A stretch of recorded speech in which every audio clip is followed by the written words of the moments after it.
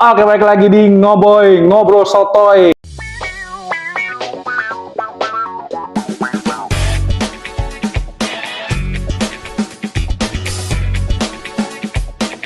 Oke, kali ini ada yang berbeda, ada bintang tamu baru, bukan bintang tamu sebenarnya, ini udah kayak saudara nih. Silakan perkenalkan dulu namanya. Ada siapa nih yang gua hadir baru nih? Ada Opang. Bocah Opang, kayak ojek pangkalan namanya. Nama aslinya sebenarnya Opang. Pakai F atau pakai V? Pakai V biar kayak ke barat-baratan. Pakai V. Baik lagi, masih di Ngoboy, Ngobrol Sotoy.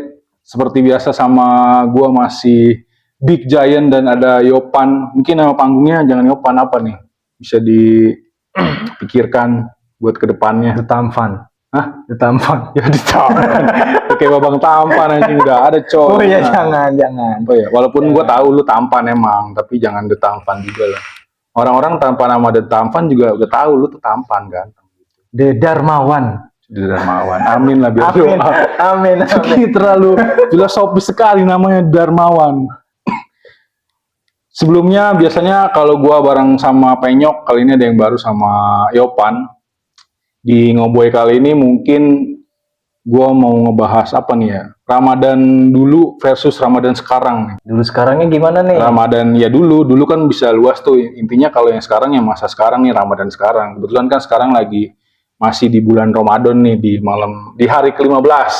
Oke. Bukan malam lah, di hari ke-15. Ramadan dulunya ya bisa dari kita masih kecil banget lah, mungkin dari SD, SMP, SMA, kuliah bahkan. Itu masih dulu tuh kan udah lampau tuh. Kalau sekarang ya sekarang, Ramadan sekarang banget gitu. Maksud gue perbedaan dulu sama sekarang dari mulai mungkin vibe-nya atau apanya. Pas tadi tuh lu nyebut ketika kita masih anak-anak Ramadan, ini yang kerasa vibes-nya beda banget. Perbedaan Ramadan dulu sama sekarang itu mungkin gue bilang pergaulan anak-anaknya. Ketika kita anak-anak dulu, mungkin di usia-usia SD 6-7 tahun, itu kita selalu meramaikan Ramadan itu dengan bermain ya. Kita memang alasannya selalu terawih. Bermain ya. Tapi intinya kita bermain. Cuman main ini konteksnya beda dengan Ramadan sekarang. Frontal sekarang ya, gitu. Betul. Kalau dulu tuh zaman gua SD. Zaman gua SD usia 6-7 tahun itu Baru masuk banget dong kalau 6-7 tahun. Kelas 1 itu. Oh iya, ya masih usia-usia gitu kan. Iya, kelas 1. Pokoknya SD lah. SD itu kan 6 sampai 12 lah. Tapi lu pas kelas 1 itu udah mulai puasa? Udah. Full apa setengah hari dong. Setengah hari. Rata-rata pasti setengah hari. Setengah hari, ntar dilanjut sampai sore. Iya. Kan begitu. Apa masih bocah dulu, SD kelas 1. Terus. Bedanya itu dulu kita ketika masih kecil, kita selalu, ya mungkin ini buruknya, kita bohong ke orang tua untuk terawih. Nyatanya memang ya terawih ya, tapi terawihnya paling berapa rakaat kan? Berapa rakaat, habis itu banyak mainnya. Iya, main. Tapi konteks mainnya ini berbeda dengan anak-anak sekarang menurut gua. Nah, kalau sekarang dulu itu kita kalau main, kita bercandanya bareng temen. Iya, pasti. Bercanda di luar, perang sarung. Perang sarungnya juga nggak sefrontal sekarang. Iya. Ya. Kalau sekarang tuh hampir rata-rata gue perhatiin anak-anak usia 6 sampai 12 tahun itu terawih udah pada mulai bawa HP. Ya. Gue nggak tahu kenapa dibolehkan gitu oleh orang tuanya. Ya itu masing-masing lah ya. Kita nggak bisa ngontrol keluarga mereka juga kan. Oke, betul lah. Tapi menurut gue kalau memang orang tuanya mengarahkan yang benar, anaknya untuk ibadah, nggak usah disuruh bawa HP. Kita nggak bawa HP aja udah nggak bener waktu itu nih masalahnya. Masalahnya nggak bisa, anak-anak sekarang dikasih tahu sama kayak zaman zaman elu, walaupun lumayan jauh juga gapnya kita berdua, tapi kan seenggaknya masih satu line tuh, masih satu siklus lah, nggak beda jauh angkatan lo sama angkatan gua. Iya. Kalau kita tuh masih ada rasa takut sama orang tuanya, bukan takut gimana, tapi memang kita segan menghormati orang tua kita gitu. Jadi kalau orang tua kita bilang ya kita masih ada nahan ego bandelnya tuh masih bisa dikurangin. Jadi kita turunin, kita kurangin gitu. Kalau sekarang mau pakai cara halus, pakai cara kasar pun udah susah kalau si anaknya ini udah terlalu udah terlalu bandel gitu ya. Walaupun gua nggak mau mengucilkan anak-anak bandel tanda kutip, ke depannya bakal gimana kita nggak ada yang tahu ya. Karena banyak juga dari teman-teman gue yang dulunya memang bandel banget, tapi sekarang tuh banyak yang jadi orang juga gitu. Tapi memang susah banget gue akuin gitu, walaupun gue ya kita berdua belum berkeluarga, tapi parenting tuh nggak ada bukunya menurut gue, karena beda-beda pola didik keluarga gue sama pola didik keluarga lu juga udah pasti beda kan. Jadi kalau kita ngikutin, soalnya kan ada tuh buku tentang parenting, ya itu kan yang mungkin itu yang pas untuk yang bikin bukunya. Kalau kita beli buku terus kita terapin di keluarga kita, belum tentu bisa sama juga gitu.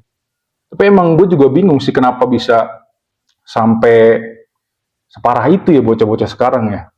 Kan kalau gue lihat di berita-berita tuh, mau di Instagram, mau di TikTok, tapi kan berita-beritanya ada yang dari TV, emang ada yang dari apa, kamera-kamera citizen juga ya, netizen yang ngerekam gitu lah. Jadi si sarungnya tuh sekarang ada yang diisi penggaris. Mister tuh kan ujungnya lancip tuh. Iya. Yang penggaris yang segitiga tuh, yang plastik tuh. Tapi kan ujungnya lancip. Itu ditaruh di ujung sarungnya kan. Maksud gua, kok bisa kepikiran bocah sekarang ngapain gitu, maksud gua fungsinya buat apa? Kalau dulu kita perang sarung tuh, ya walaupun memang kita bikinnya sarungnya sampai lancip gitu, tapi kan cuman sepet gitu doang, udah buat senang-senang doang gitu maksud gua. Itu emang beda banget sih zaman kita Ramadan dulu sama sekarang gitu. Tapi mungkin itu salah satu perkembangan.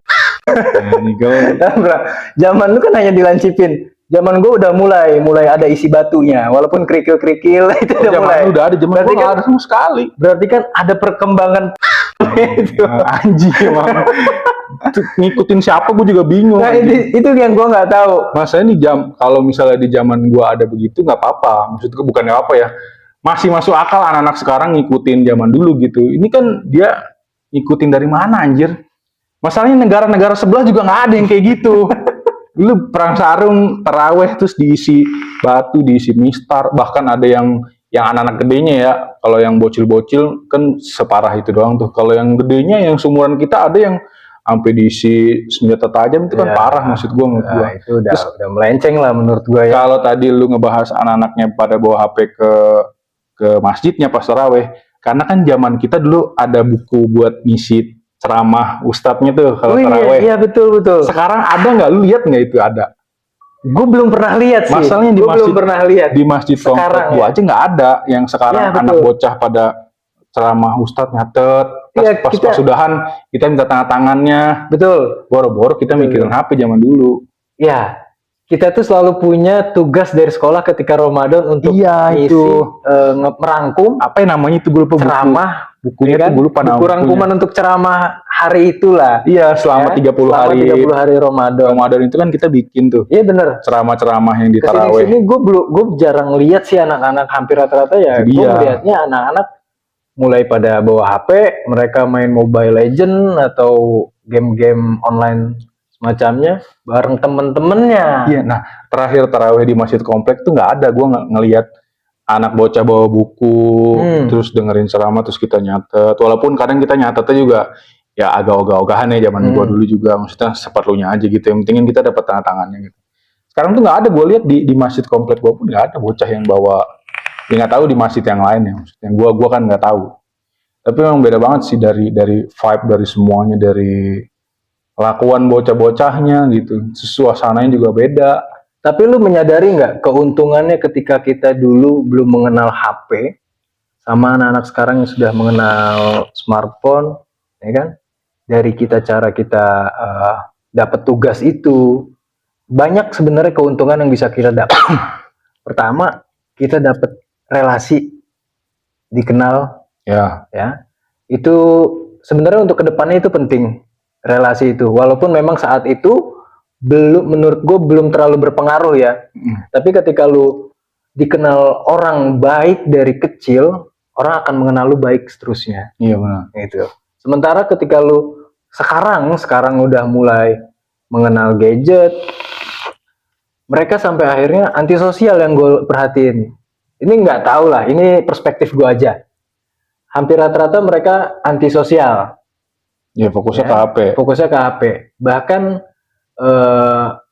gue melihat mungkin ya berkurangnya senyum-senyum manis dari ustadz ini yang dulu mereka disibukkan dengan menandatangani Iya, mereka juga buku-buku senang kan rangkuman pada itu. akhirnya. Saat ini nggak ada lagi anak-anak yang suka nyamperin mereka, Iya. gitu loh. Mereka juga senang walaupun ya ada yang rese juga bocah-bocah Iya, zaman betul. gua dulu ya. Tapi mereka senang disibukkan oleh dimintain tanda tangannya itu gitu loh. Jadinya kita dekat sama Ustadz, ngobrol dan lain-lain. Ada kegiatan yang positif juga. Walaupun dari gadget ya kita nggak bisa pungkiri memang banyak juga positifnya kan, Ya, balik lagi ke kitanya ya. Betul. Cuman setahu gua kan memang gadget ataupun sosial media juga kan menjauhkan yang dekat, mendekatkan yang jauh gitu. Ya, betul. Kadang yang tadinya kita dekat banget tapi begitu ada sosial media kita malah jadi ngejauh gitu. Karena kan yang ditampilin di sosmed sebenarnya ya nggak 100% kehidupan aslinya gitu. Jadi ya udah mulai ngerasain juga sih gua, maksudnya sedikit-sedikit ada yang nggak suka sama gue juga udah mulai ada gitu. Ya notabene pada syirik lah gitu ngelihat si Rija begini-begini banget di sosmed. Ya kan lu cuma tahu dari video yang instastory sekarang full cuma 1 menit, masa lu bisa ngejudge hidup gue cuma dari 1 menit? Kan nggak bisa gitu. Baik lagi ke tadi, gue juga nggak pernah nyalahin kreator ataupun yang bikin konten lah ya. Karena kan banyak juga biasanya orang tua ada yang nyalahin. Ini nih gara-gara konten kreator ini anak saya jadi nontonin dia mulu, terus ya itu fungsi lu apa sebagai orang tua, maksud gua. Kalau gua misalnya sebagai orang tua, gue punya anak gua nonton yang nggak bener sampai akhirnya ngikutin, itu salah gua pure, bukan salah konten kreator menurut gua. Iya. Kita nggak bisa ngontrol si kreator lah. Gua merasakan sebagai kreator nih sekarang. Terus kalau gue bikin konten yang unfaedah misalnya, ternyata ada yang ngikutin. Ya maksud gue jangan diikutin yang negatif dari yang gue bikin gitu harusnya. Terus gue juga nggak bisa ngontrol orang yang segitu banyaknya kan. Betul. Jadi lebih baik ya orang lain mau ngomong apa, gue mendingan tutup telinga aja, tutup telinga, tutup mata, terserah orang mau komen apa. Ini dari statement lu itu, ini akan menjadi PR penting nih sebenarnya untuk pemerintah, ya kan? Termasuk PR buat kita juga sebenarnya. PR untuk kita juga selaku nantinya karena kan orang tua bakal kita yang nerusin gitu. Terus kita yang harus kontrol juga kan. Nah ini juga sebenarnya harus jadi PR penting untuk pemerintah, bahwa gimana ya, gue nggak tahu lah caranya seperti apa. Mungkin ya orang-orang di pemerintah sana akalnya jauh lebih hebat lah, ide-ide mereka lebih brilian dari kita. Harapan gue di gadget ini ada filtrasi, walaupun memang sekarang kan sudah diterapin, cuman memang gue nggak tahu konsepan mereka memfiltrasi itu seperti apa. Dari email sebenarnya udah difilter banget tuh. Kayak kita bikin email kan sekarang makin sulit. Umurnya tuh dibatasin gitu, bikin email, bikin Instagram, bikin TikTok, ada batasan umur yang supaya kita bisa make sosmed itu. Nah, cuman terkadang si anak bocah ini kan make HP orang tuanya. Nggak semuanya HP pribadi dia ya, nggak semuanya berkecukupan. Jadi make orang tua.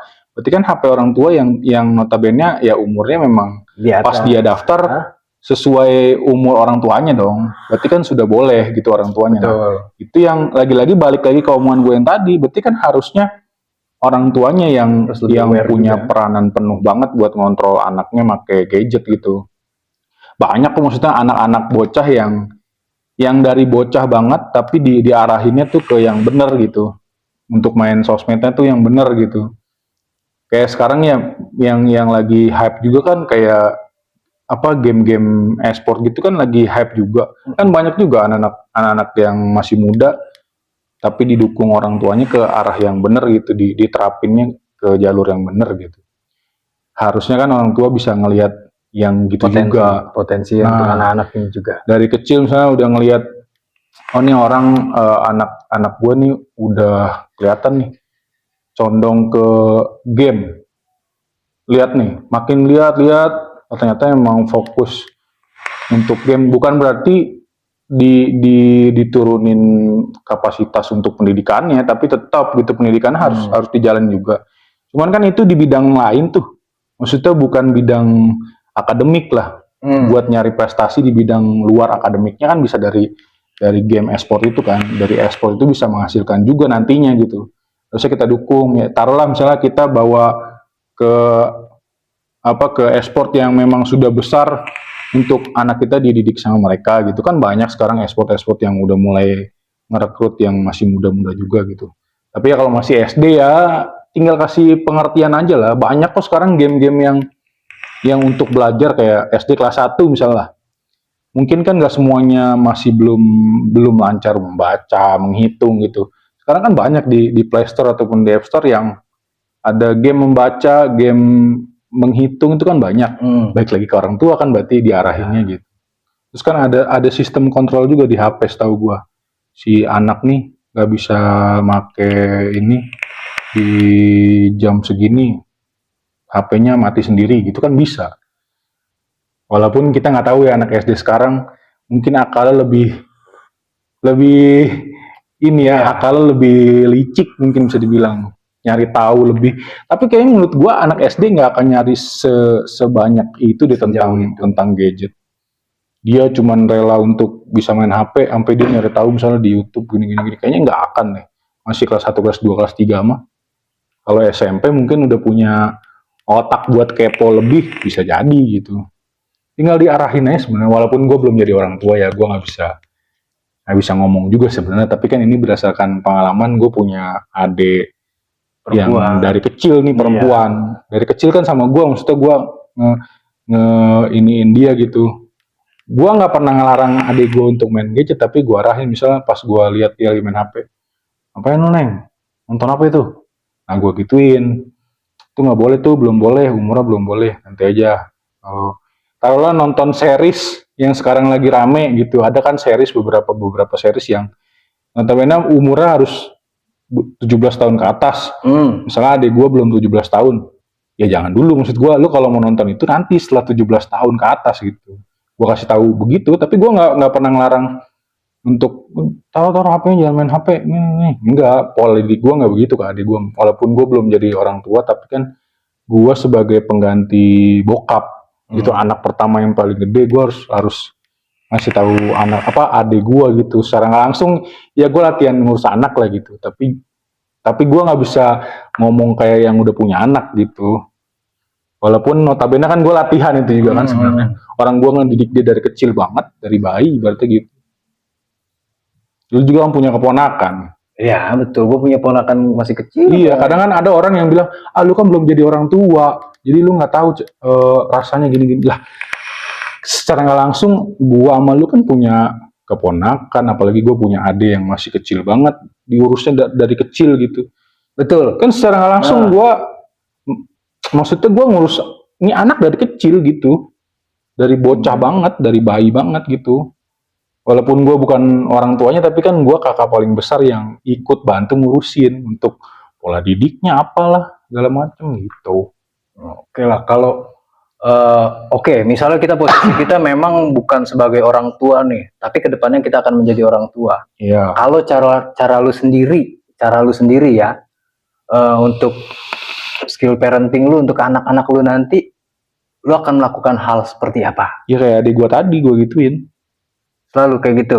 Kan menurut gue ya, pas SD dia nggak akan terlalu kepo dengan hal-hal yang terlalu negatif tuh, enggak sih. Di adik gue pribadi enggak ya. Begitu mulai SMP, kelas 1, kelas 2, kelas 3 tuh, udah mulai tuh muncul di otaknya, gara-gara ngelihat sinetron apa misalnya, atau ngelihat film apa, series apa, mulai pengen tahu tuh begini gitu. Menurut gue jangan terlalu tabu untuk membahas seks tanda kutip ke anak kita nanti gitu.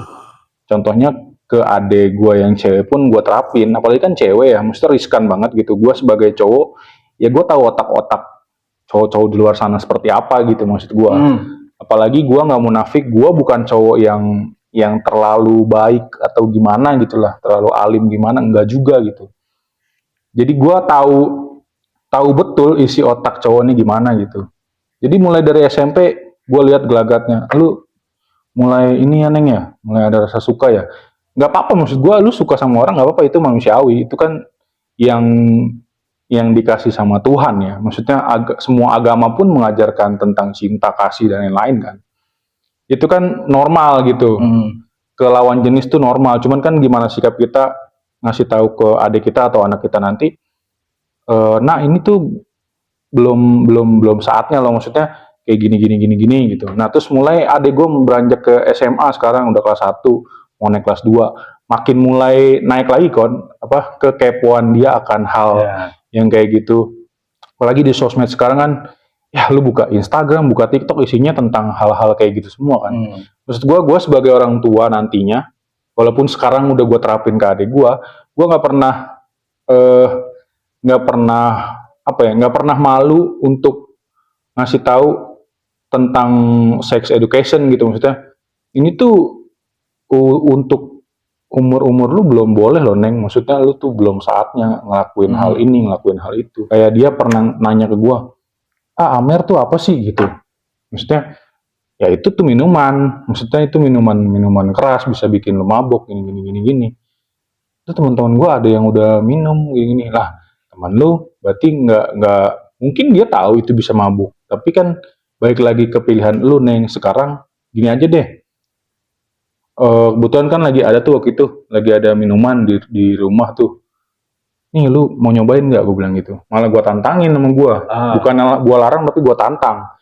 Balik lagi ini ke pola didik masing-masing keluarga ya, ini dari gue pribadi, terserah lu mau kayak gimana, terserah, tapi gue ngedidiknya kayak gitu. Nih lu cobain kalau misalnya lu mau penasaran, mendingan lu minum di rumah bareng gue daripada lu minum di luar, lu kenapa-napa gue nggak tahu. Kalau buat gue, cobain dia dikit, tapi nggak diminum, cuma diginiin doang tuh, dari gelas diginiin. Nggak enak kata dia gitu. Itu mah nggak berasa kata gue, nih lu minum kayak air putih biasa aja. Terus diminum tuh dikit, dimuntahin sama dia. Itu kan menurut gue nimbulin efek trauma ya. Maksudnya sebelum dia terlalu masuk dalam, terlalu suka, kayak kita lah misalnya, kita udah terlalu dalam suka sama hal-hal kayak gitu, walaupun jarang-jarang juga kan kita minum kayak gitu maksudnya. Tapi kita udah nggak ada efek trauma kayak adik gue nih. Adik gue kan udah gue kasih efek trauma dulu tuh. Ini lu minum nih, cobain. Muntah nggak enak. Kan jadi di otak dia, kalau dia nanti suatu saat dikasih minum sama temennya gitu, dicekokin entah dijahatin, dia bisa nolak. Mau gue nggak suka, kan bisa begitu kan. Itu pola didik gue. Sampai pada akhirnya kayak nge-vape aja deh. Nge-vape kan batasannya 18 tahun ke atas ya. Kalau di Indonesia ada yang 18, ada yang 21. Tapi setahu gua kalau belum berubah peraturannya 18 tahun ke atas di vape itu. Gua kasih cobain tuh yang pot. Nyobain, batuk dia. Tujuannya apa? Tujuannya supaya dia nanti pas begitu sudah cukup umurnya nggak akan nyobain. Maksud gua nggak akan ngegunain gitu. Karena dari efek traumatis. Iya, menurut gua kan maksudnya sempat baca-baca tentang psikologi seseorang tuh sedikit-sedikit gitu. Makanya gue pengen banget kuliah psikologi untuk gue sendiri dan untuk orang-orang di sekitar gue juga sebenarnya gitu. Kalau dari gue gitu, maksudnya pola didik gue terhadap adik gue dan anak gue nantinya sama aja, gue akan terapin ke anak gue sama yang gue terapin ke adik gue. Karena dari kecil sama gue si yang cewek ini, gitu kalau dari gue. Kalau dari lu gue nggak tahu. Kalau dari lu gimana? Kalau dari gue mungkin, kalau gue tipikal orangnya memang agak keras sih gue sebenarnya. Dalam mendidik ya, konteksnya dalam mendidik, gue agak sedikit lebih keras dibanding orang lain. Tegas kali. Kalau keras kan kayaknya kesannya gimana gitu. Tegas pun gue akan tegas sebenarnya. Kalau tegas itu memang penting. Cuman terkadang tegas ini ada by moment lah, anak ini merasa ketika kita sudah mulai tegas, mereka akan mulai melawan. Nah, situ mungkin gue akan mengambil sikap yang sedikit lebih keras bukan tegas ya, sedikit lebih keras. Pakai sikap yang sampai keras keras tapi tidak menimbulkan kekerasan. Hmm. Oke. Kayak lu kan pernah lu kan pernah apa? Kuliah di PPI Curug, ya kan? Ya. Lu di penerbangan, lu pernah bilang ke gue tuh, ketika lu ngehukum junior lu bukan melakukan kekerasan. Ya karena gue nggak mau apa yang terjadi di gue lakuin balik ke mereka gitu. Tapi gue suka ketika cara lu ini menghukum junior lu itu, nyuruh mereka push up, sampai mengeluarkan 1 tetes keringat, tapi mereka bahkan dikelilingi oleh nggak push up. Nggak push up. Cuman posisi tangan atas doang. Ya posisi push up lah ya kan, posisi push up, tapi dikelilingi dengan kipas angin. Nah, menurut gue itu keras, tapi bukan kekerasan. Beda konteksnya ya. Keras tapi bukan kekerasan. Mungkin hal-hal seperti itu semacamnya yang bakal gue terapin ke anak gue nanti, gitu loh. Ketika dia mulai melenceng nih, ketika gue udah melakukan mediasi ke anak gue untuk hal-hal yang nggak boleh ya jangan dilakuin, hal-hal yang boleh ya silakan lu lakuin. Tapi ketika mereka mulai merambah nih karena mereka kan biasanya kalau anak-anak muda tuh masih banyak perasaan keingintahuannya itu masih sangat besar, masih gede banget tuh biasanya. Pasti. Nah itu pasti mereka by moment akan mencoba melakukan hal-hal yang negatif itu. Pasti dia akan kepo, dan semakin kita larang, nah, itu dia. Semakin nyobain pasti. Terkadang kita udah ngambil sikap tegas pun mereka merasa elah udahlah gitu loh. Jadi menurut gua sedikit sikap keras menurut gua worth it. Ya, itu konteksnya kan kalau gue tadi ke junior gue di pendidikan ya. Kalau ke anak sikap apa? Kalau itu kan gue maksudnya memang kampusnya kampus kedinasan, semi militer. Walaupun semi militer gue nggak mau nerapin pakai kekerasan, tapi gue pakai tindakan yang akan bikin dia jerah kayak gitu. Masa anak lu disuruh posisi tangan atas kan nggak mungkin juga. Maksudnya sikap keras apa yang sampai bikin efek jerah kayak gue ngasih ke junior gue begitu, untuk ke anak tuh apa? Nggak mungkin posisi tangan atas dong. Ke anak, misalnya anak lu ngelakuin apa deh, terus sikap keras lu nya apa yang tidak pakai kekerasan? Apa ya kalau gue ya, gue juga sebenarnya masih. Anak lu SMP ketahuan ngerokok, cowok, misalnya, apa sikap kerasnya yang bakal lu lakuin? Sikap kerasnya gue mungkin akan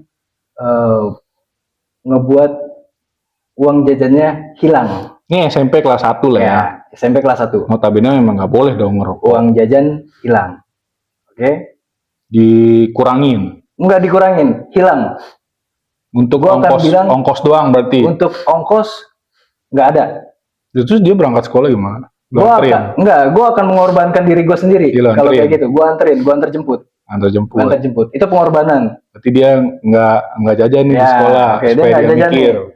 Untuk makan, gue bawain bekal. Ya, berarti lu juga tidak menyiksa dia secara biologis lah ya. Betul. Tetap lu bawain makanan gitu. Cuman lu nggak kasih duit jajan, duit ongkos, enggak. Agar dia berpikir juga tuh, bahwa lu mau ngerokok itu kan butuh duit.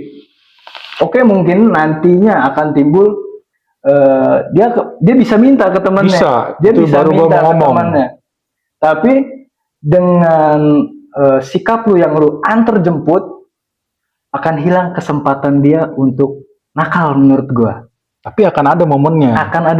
Tapi setidaknya lu akan mengurangi dulu kesempatan itu sampai dia benar-benar sadar nih, ini salah nih. Sampai dia akhirnya jerah dulu. Gitu. Kalau nggak di depan mata kita, itu urusan lain berarti ya. Wah ya itu udah Allahualam. Iya kan, gua kemungkinan besar akan tetap terjadi. Kita pernah SMP nih masing-masing. Di antara lu nganterin dan jemput, ada waktu istirahat nih, orang bisa keluar, anak kita dari sekolah bisa jajan di luar. dia nggak dikasih jajan sama lu, tapi kan temennya jajan, misal jajanan di luar sekolah, kan bisa tuh. Kita pernah SMP lah, kita tahu nih warung mana yang mungkin anak-anak pada ya bisa ngerokok. Walaupun itu juga gua agak sulit ya, maksudnya untuk mengubah habit yang kayak gitu, karena ada warung yang nggak ngomelin ketika anak SMP beli rokok tuh ada aja, maksud gua. Ada aja, karena mereka hanya memikirkan keuntungan aja. Nah, berarti di luar kapasitas kita, ya itu di luar kita nggak tahu kapasitas kita lah. itu maksudnya itu bukan nggak apa ya. Kita nggak tahu itu kan kejadian atau enggak, kita nggak tahu ya. Yang jelas Selama di depan mata kita ketahuan, ya ini itu anak sikap kita yang habis akan gitu kita ya. ambil seperti itu.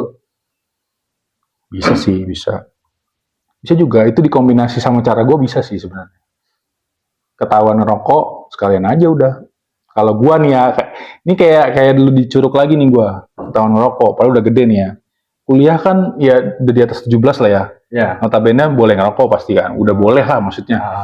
Secara usia sudah boleh, walaupun secara kesehatan memang nggak bagus lah. Kita nggak menutup kemungkinan itu gitu. Tapi di Curug ada aja teman gue yang ngerokok dan ketahuan, dihukumnya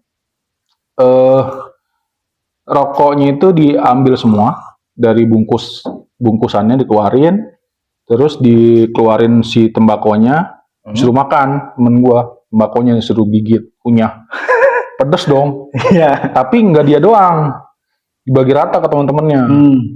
Kan dia yang buat salah, kita ikutan kena nih, kan anjing ya. Kan dia harusnya mikir.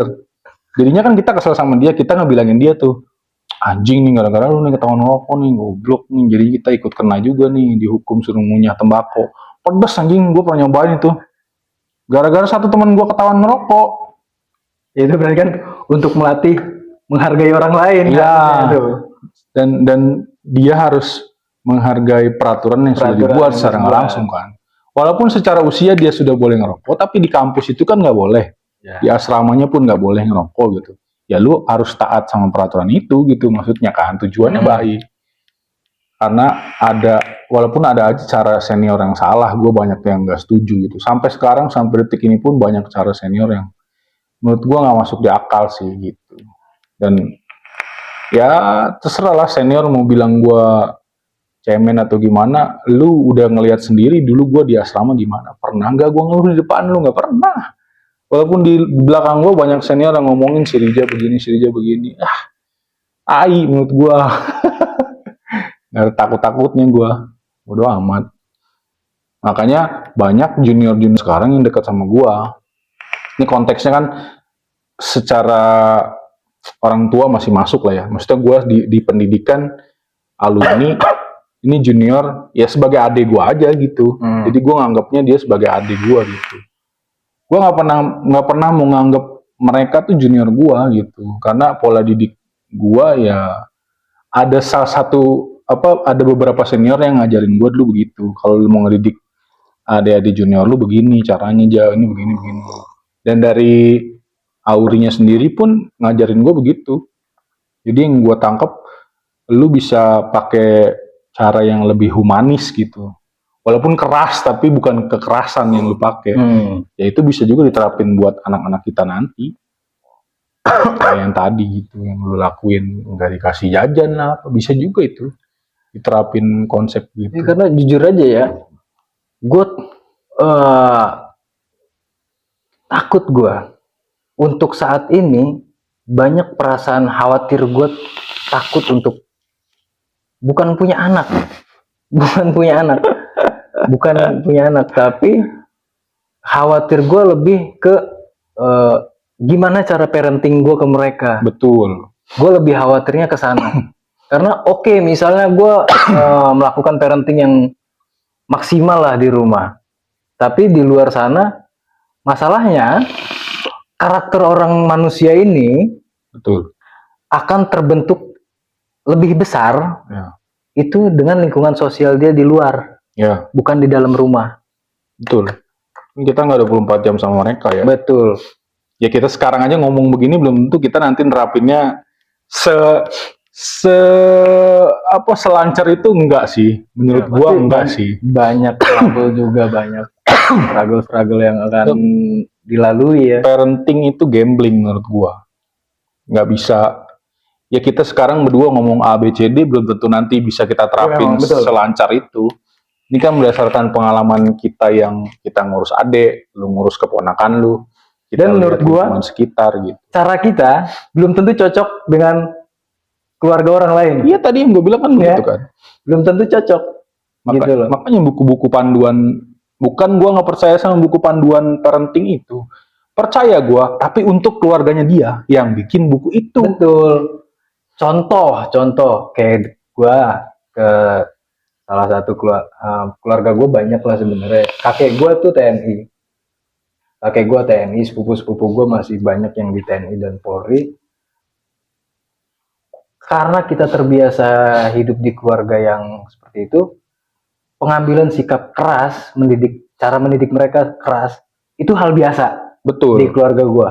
Tapi menurut gue ini belum tentu cocok diterapin ke keluarga yang menurut gue ada keluarga yang lembut, ada keluarga yang terbiasa memang. Gue nggak ini ya, bukan nggak bermaksud untuk membandingkan latar belakang keluarganya ya. Ya. Masuk keluarganya siapanya gue nggak kesana. Yang jelas ada keluarga yang lembut, terbiasa dari kakek neneknya sampai terus ke anak-anaknya dan nurut anaknya ya, dengan pola itu. Berarti itulah pola yang cocok menurut gua. Itu dia maksud gua tadi tuh begitu. Kalau kayak kita berdua nggak bisa dipaksakan, menurut gua nggak bisa dipaksakan juga. Mungkin pola kita berdua masih cocok untuk keras, bahkan kekerasan sekalipun. Gua nggak munafik, maksudnya bokap gua dulu mendidik gua bukan keras lagi, tapi ada titik di mana kekerasannya pun ada. Makanya gue begitu dicuruk nggak terlalu begitu kaget, karena gue di keluarga pun begitu, maksudnya dari kakek juga setegas dan segalak itu ya, dari almarhum, dari bokap gue juga begitu dulu. Jadi nggak terlalu kaget sama pola didik yang keras, bahkan ada kekerasannya. Walaupun tidak setuju akan adanya kekerasan, tapi menurut gue pribadi ada titik positif yang bisa gue ambil dari apa yang udah gue alamin dulu gitu. Ya mental gue nggak mental tempe kayak yang sekarang banyak juga. Nggak munafik, lu semua jangan munafik bro. Anak-anak sekarang yang bocah-bocah sekarang banyak yang mental tempe juga, dikit-dikit galau, ngadu, dikit-dikit nangis, update status. Walaupun gue juga nggak tahu sih ya, maksudnya gue nggak mau mendeskripsikan mereka, latar belakangnya kan kita nggak tahu ya, atas dasar apa dia sampai sebegitunya. Gue nggak setuju tetap adanya kekerasan memang, tapi ada baiknya gue ngalamin dulu gitu. Mental gue nggak selemah itu ketika gue ada di lingkungan sekitar bro. Lingkungan sekitar lebih jahat dari keluarga kita bro. Betul. Itu dia. Iya. Hidup jalanan lebih keras dari keluarga kita sendiri sih. Jadi kita nggak kaget aja begitu kita ada di lingkungan sekitar yang notabene banyak yang jahat juga. Gitu. Dari Ramadan aja kita melebar kemana-mana kan gue bilang. Karena masih masuk sebenarnya, maksud gue. Kita masih di kayak gitu-gitu tuh masih masuk. Ya. Ada poin-poinnya juga. Misalkan Ramadan juga di sini mungkin kita banyak untuk introspeksi mungkin, bukan dari anaknya juga, maksudnya dari orang tuanya juga harus banyak introspeksi juga. Mungkin ada yang salah dari pola didik orang tua kita gitu, dan kita sebagai anak juga mungkin ada salahnya juga. Jadi momen Ramadan menurut gue harus banyak-banyak ngobrol sih. Ya pastilah banyak yang tadinya nggak sering ngobrol sama orang tuanya, banyak kok. Dari lingkungan teman-teman gue juga banyak yang sering cerita, maksudnya enak ya jadi lu aja bisa ngobrol sama ibu lu sampai sedekat itu, seakrab itu. Itu juga kalau gue yang nggak mulai nggak akan sampai kejadian kayak gitu. Maksudnya karena gue pengen rumah gue ini tempat gue pulang, yang benar-benar tempat gue pulang, jadi gue harus nyiptain rumah ini sedemikian rupa dengan apa yang ada di pikiran gue. Makanya gue mulai ngobrol sama ibu, apalagi kan gue dari SMP cuma sama ibu doang ya, bokap udah ninggalin gitu maksudnya. Jadi harus gua mulai untuk ngobrol dulu. Begitu gua di Curug sih itu juga baru mulai ngobrol sama nyokap tuh, baru ngobrol bisa bercanda. Jadi gue beraniin diri tuh, bukan gue nggak sopan ke ibu, tapi gue berusaha membangun apa ya, sikon yang mana Emosional lah, untuk gue lebih dekat. hubungan batinnya. Jadi ada saatnya gue bisa bercanda, ada saatnya kalau lagi ngobrol serius ya gue tetap serius, maksudnya gitu.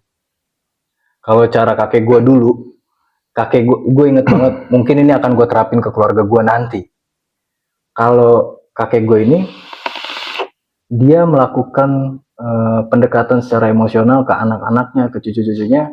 Dia selalu, ketika kita makan siang, makan sore, dan makan malam, itu semua anggota keluarga harus ada di meja makan. Ya. Dengan cara itu cara yang dia lakukan. Memang nggak 100% berhasil, tapi menurut gue dengan cara seperti itu, orang tua mungkin harus lebih peka juga ya sebenarnya, harus lebih peka juga. Orang tua akan tahu karakter si anak, sehingga kedepannya orang tua bisa mengambil langkah-langkah secara parenting menyesuaikan dengan karakter anaknya. Nah iya, anak satu, anak dua kan beda-beda. Iya. Betul. Kakak gua tuh termasuk yang lembut. Gua akuin, kakak gua tuh lembut orangnya. Gua kebalikannya. Tapi memang biasanya di setiap keluarga ada yang kayak gitu ya. Ada lah, kita nggak Ada kemungkinan. satu yang lembut, satu yang agak keras, ya kan? Satu yang keras banget. Pasti ada yang seperti itu. Itu sebenarnya apa ya? Itu indahnya juga sih menurut gua. Kalau semuanya sama kan kita nggak belajar ya. Betul. Jadi kita kalau semuanya sifatnya, sikapnya sama, ya lantas gimana cara kita belajarin perbedaan itu gitu. Jadi kalau kita udah belajar di rumah, dari mulai meja makan udah terbangun tuh, ngobrol walaupun sedikit tapi seenggaknya lu ada obrolan di meja makan, mulai dari meja makan. Gue yakin seterusnya akan ada obrolan juga setelah di luar meja makan gitu. Makanya banyak juga gue nyaranin ke teman-teman gue yang ngomong, lu mah enak aja bisa ngobrol sama nyokap lu. Ya itu lu harus yang mulai juga.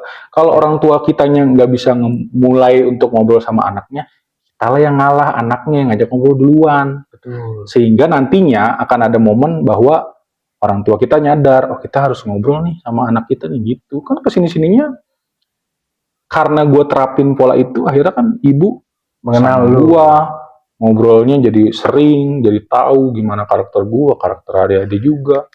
Kalau menurut gua ya. Itu bisa berawal dari meja makan lah. Mungkin bisa diterapin menurut gua. Banget. Memang jujur aja, memang kita belum berkeluarga ya, tapi nggak sepenuhnya harus kalian hiraukan apa yang udah kita obrolin nih, ya kan? Nggak sepenuhnya salah. Jangan mentang-mentang kita belum berkeluarga kita dibilang so tahu atau gimana. Ya dianggap sebelah mata kan rata-rata kita kan. Lu belum keluarga lu nggak tahu. Gitu. Gue suka apa kata Calontong waktu itu pas dia ngomong di podcastnya bareng kontennya Sujiwo Tejo. Oh iya. Ya kan? Pengalaman itu nggak harus dilalui terlebih dahulu, gitu loh. Nggak perlu maksudnya itu nggak perlu ada di posisi itu dulu. Tapi kita bisa belajar dari pengalaman orang lain. Iya gitu. Benar. Ya secara nggak langsung, walaupun kita belum berkeluarga secara pernikahan ya, tapi kan kita sudah mengalami berkeluarga secara keluarga besar gitu. Maksudnya kita sudah berkomunikasi sama orang tua, sama adik, sama om, sama tante, sama uwa dan lain-lain. Kan kita bisa belajar dari itu juga, maksudnya bisa ngambil positifnya. Ya nggak baiknya ya nggak usah diikutin gitu. Itu kembali lagi ya. Walaupun konten kita ngobrol sotoy, tapi ya walaupun kita sotoy tapi berdasarkan pengalaman juga. Itu balik lagi nih saran gua. Itu kembali ke karakter anaknya masing-masing nanti. Jadi nggak bisa lu nerapin cara gua, cara Rija. Menurut gua belum tentu cocok. Jadi itu harus cocok-cocokan. Iya. Sangat berpengaruh sih memang. Iya. Setiap pola. Makanya sebenarnya orang tua ini ya harus mengenal karakter anaknya lah. Kalau anaknya pendiam berarti orang tuanya yang harus Ya, harusnya ini, aktif. aktif. Orang tuanya nggak biasa ngobrol, mungkin ngobrolannya hanya secukupnya. Ya, menurut gua ini tindakan yang harus anak-anak pahami juga. Iya. Dia yang harus yang memulai gitu Ya, loh. lu boleh kok, lu berdebat sama orang tua lu tuh boleh dengan cara yang sopan dan baik. Betul. Bukan nggak boleh, maksudnya orang tua juga harus tahu apa yang lu rasain. Justru semakin lu memendam, nggak akan kelar-kelar masalah di keluarga lu sendiri gitu. Emang orang tua cenayang harus tahu masa lalu. Ibu ngedidik adik gue yang cewek misalnya dengan pola seperti yang ibu gue lakuin. Terus gue ngelihatnya, oh nggak cocok pakai pola ini. Akhirnya gue ngomong, walaupun sampai pada akhirnya gue berdebat sama ibu jadinya kan. Tujuan gue adalah baik untuk adik gue kan, padahal maksud gue secara abang yang paling besar, gue tahu anak-anak sekarang gimana, jadi polanya harus begini gitu. Nah gue ngasih tahu ke ibu, pola didiknya jangan kayak gini bu, gini. Tetap aja namanya orang tua ada omongan, ya Rija tahu apa begini, tapi nggak masalah, itu kan berdasarkan pengalaman orang tua kita. Tapi kita harusnya kita tetap nyuguhin juga, maksudnya pola didik menurut kita untuk adik kita tuh begini ke orang tua kita gitu. Biar sama-sama belajar kan, maksudnya orang tua kita nggak tahu semuanya yang ada di sosmed sekarang gitu. Ya, justru kita yang sebenarnya bisa dibilang wawasannya lebih dapet karena dari perkembangan media digital ini. Iya, sharing lah. Sharing lah. Emang harus begitu, maksud gue polanya yang kita terapin menurut kita belum tentu baik, tapi seenggaknya kita komunikasiin dulu gitu. Siapa tahu kan bisa.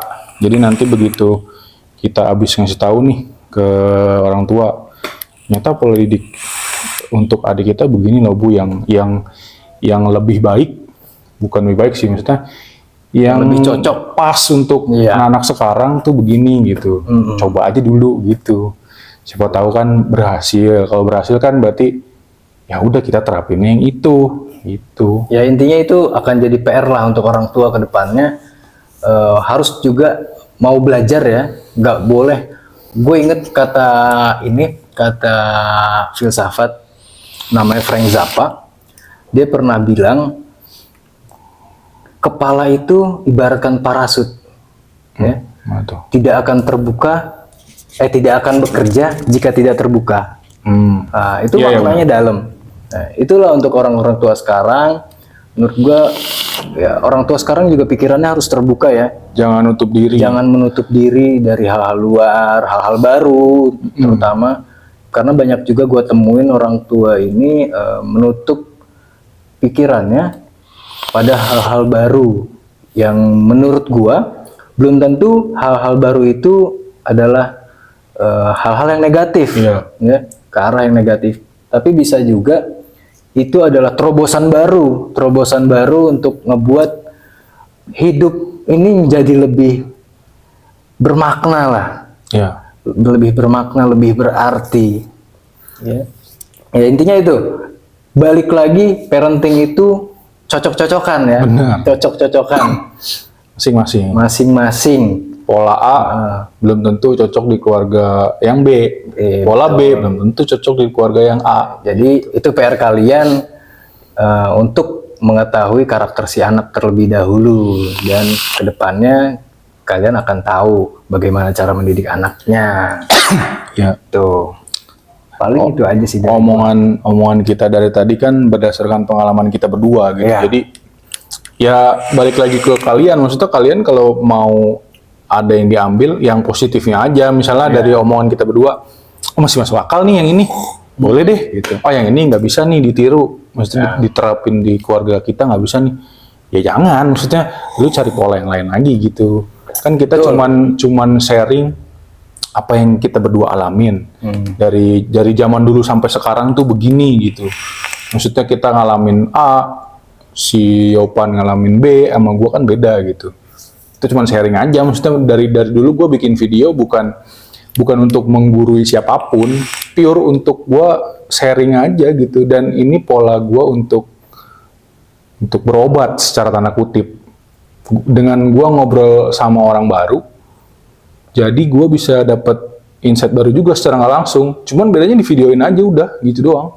Obrolan kita kan berdua yang tadi kita obrolin sama di belakang kamera sama aja. Maksudnya cuman kita videoin aja, kita pengen sharing ini menurut pengalaman kita loh, siapa tahu ada yang sama gitu. Kalau ada yang sama ya boleh komen aja. Kalau ada yang beda juga ya boleh komen aja, siapa tahu kita bisa belajar dari komentar kalian juga kan. Ya, kalau kalian punya cara-cara tersendiri yang menurut kita itu bisa jadi pelajaran juga untuk Iya, kita, ya kan? boleh Pasti banget. kita ambil. Gak mungkin juga kita menutup diri. Dari tadi kita ngomongin untuk terbuka, kita nggak akan nutup diri pastinya lah. Betul. Makanya gue bikin video konten ngobrol ini bukan podcast sih menurut gue. Gue cuman pengen ngobrol sama orang-orang baru. Karena banyak yang bisa gue ambil. Dari kemarin kan gue ngobrol sama Penyok mulu kan. Ya sekarang gue ngobrol sama lu, mungkin ada yang bisa gue ambil, ada yang lu bisa ambil dari gue gitu. Nextnya mungkin siapa lagi. Atau kita berdua ngobrolin hal-hal yang lain. Kayak sekarang kan nih ngobrolin temanya ya, walaupun topiknya tadi Ramadan dulu sama sekarang, tapi kan nyambung ke kehidupan kita dulu dan kehidupan kita sekarang gitu. Ada yang positifnya ya diambil, ada yang negatifnya ya dibuang aja gitu. Simpel aja hidup mah, jangan dibawa ribet. Kalau nggak suka jangan ditonton gitu. Ya. Dan mungkin ini pesan terakhir gue untuk anak-anak muda. Lu mau mana pesan terakhir? Pesan terakhir. Pesan terakhir sebelum penutupan. Maksudnya itu. Untuk anak-anak muda sekarang, mulailah lebih terbuka, gitu ya. Bergaul itu tidak harus selalu bersama satu level. Justru gue lebih merekomendasikan kalian punya teman-teman yang usianya mungkin jauh di atas kalian atau lebih muda dari kalian, agar apa? Agar wawasan kalian itu lebih berkembang, gitu loh. Jadi kalian akan banyak sekali belajar adab dari yang lebih berpengalaman, maksud gue yang lebih senior lah. Dan kalian akan mendapatkan hal-hal baru dari yang lebih muda. Ya, gitu loh. Jadi kita tahu. Betul. Siapa tahu kan gue ketinggalan zaman juga kan. Iya, betul. Jadi mungkin itulah pesan gue untuk anak-anak muda sekarang. Kalian harus terbuka juga dalam hal pergaulan dan harus banyak belajar juga tentang caranya ngobrol dengan orang tua seperti apa. Adab lah, adab. Ya itu paling penting sih. Itu banyak harus dipelajari. Adab tuh di atas segalanya. Betul. Sebandel-bandelnya lu harus tahu apa ya? Harus tahu bersikap sama yang di atas lu sih. Betul. Sopan santun secara manusiawi ya. Betul. Karena secerdas apapun lu, kalau ada lu minus, ya, lu nggak akan berharga di mata orang lain, gitu loh. Iya benar. Tapi walaupun lu tidak pintar, ilmu lu pas-pasan, ya kan? Tapi kalau adab lu jauh di atas segalanya, di atas kecerdasan lu, orang akan respect banget sama lu.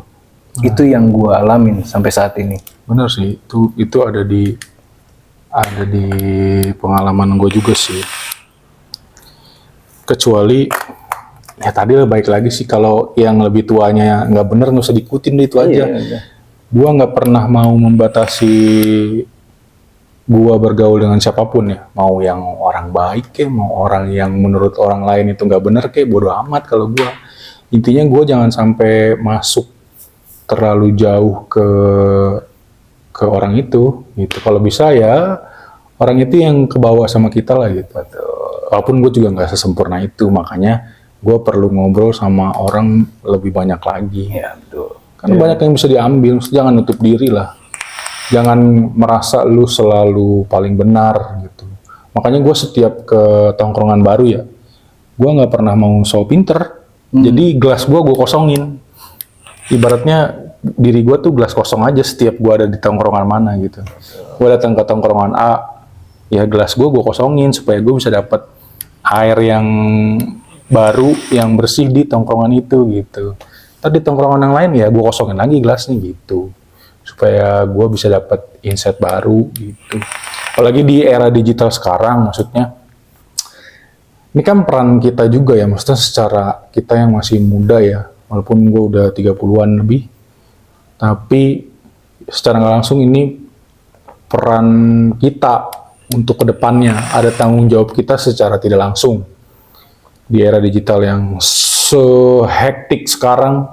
Jadi kita harus bisa memilah mana yang kurang baik, mana yang baik gitu. Bukan gak benar, tapi kurang baik lah. Jadi bisa kita gunain dengan benar media sosial tuh, bisa juga buat menjerumuskan elu gitu. Ya lu hiburan sesekali nggak apa-apa lah. Lu ngelihat hiburan-hiburan, konten-konten yang agak absurd nggak apa-apa lah. Tapi lu jangan nyontoh konten yang nggak benernya gitu. Tuh, karena lu nggak bisa mengontrol orang lain. Iya. Tapi lu bisa mengontrol diri lu sendiri. Itulah pilihan yang harus diambil. Lu jangan pernah nyalain kreatornya, makanya. Kalau ada kreator yang bikin konten absurd, konten nggak bener sekalipun, ya nggak apa-apa, itu hak dia, orang dia mau bikin konten, lu jangan nyalahin dia. Yang harus lu pikirin gimana caranya lu ngontrol diri lu supaya lu nggak ikut-ikutan kayak dia. Gue di dunia vape, gue termasuk yang baru kan. Gue termasuk yang kaget ngelihat apa yang ada di dunia vape gitu. Maksudnya sebegitu wow-nya gitu, maksudnya konten mereka tuh ada yang, ya gue sering ngomong ke lu, ke Penyok, maksudnya banyak konten-konten yang harusnya kan dia promosiin produknya, tapi kok ini yang ditonjolin bukan produknya gitu. Lu pasti paham lah. Yang ditonjolinnya yang lain gitu. Dan itu rame. Salah nggak? Nggak salah, karena memang kenyataannya, faktanya memang banyak yang suka konten-konten seperti itu. Gue juga nggak nyalahin kreatornya gitu, tapi mulai apa ya, kalau lu mau bangsa ini seenggaknya lebih bener, ya dari tontonan lu juga ngaruh sih. Ya. Kalau lu nggak mau konten itu terus ada, nggak usah ditonton. Kalau buat gue ya, kalau gue sih gue langsung skip, karena di gue pribadi di vape tujuannya adalah untuk bantuin promosi produk A. Terus lu bikin kontennya bukan promosiin produknya, lu malah seakan-akan lu nonjolin badan lu, tanda kutip gitu. Ya, nggak masuk. Gua secara konsumen kalau nonton video promosi kayak gitu, nggak masuk di gua, nggak akan gue beli liquidnya. Boro-boro ngeliatin liquidnya, nggak munafik gue juga. Gua tontonin orangnya, bukan liquidnya, bukan produknya. Gitu. Kita yang bisa ngontrol kayak lu tadi bilang gitu. Jadi terakhir kali dari gua, buat bocah-bocah terus anak muda yang sudah mulai beranjak dewasa, kurang-kurangin viralin konten-konten yang gak terlalu bermanfaat sih. Cerdaskan diri lo. Karena dampaknya akan ke lu juga nanti, ke anak cucu lu juga nantinya. Dan lu yang akan nyesel juga, kenapa ya dulu gua ramein konten gitu. Kalau nggak mau anak cucu lu terpengaruh sedemikian rupanya gitu. Jadi gunain media sosial juga harus pinter-pinter kita sih. Gitu kalau dari gua. Lu mau nambahin? Nggak, paling itu aja. Ya mungkin dari tadi obrolan kita ngalor ngidul panjang lebar segala macem. Buat gue berdua dan buat gue pribadi terutama, gue cuman pengen sharing sekali lagi. Sharing berdasarkan pengalaman kita berdua. Jadi kalau kalian yang nonton, ambil yang positifnya aja dari obrolan kita berdua, yang negatifnya langsung aja buang ke tempat sampah ya gitu. Jadi semoga harapan gue bisa menjadi lebih bagus lah. Bangsa kita ini harus bisa lebih bagus, dan bisa menurut gua, tergantung dari kitanya juga. Jadi ambil yang positifnya, buang yang negatifnya. Semoga video ini bisa bermanfaat juga buat gua berdua terutama, dan mungkin ada yang bermanfaat juga buat kalian gitu.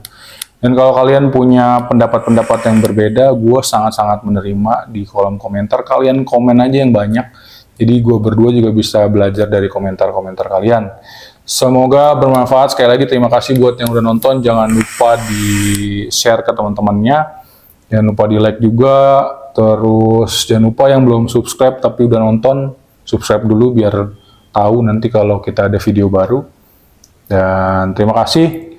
Selamat berjumpa di Ngoboy selanjutnya. Mantap. Assalamualaikum warahmatullahi wabarakatuh.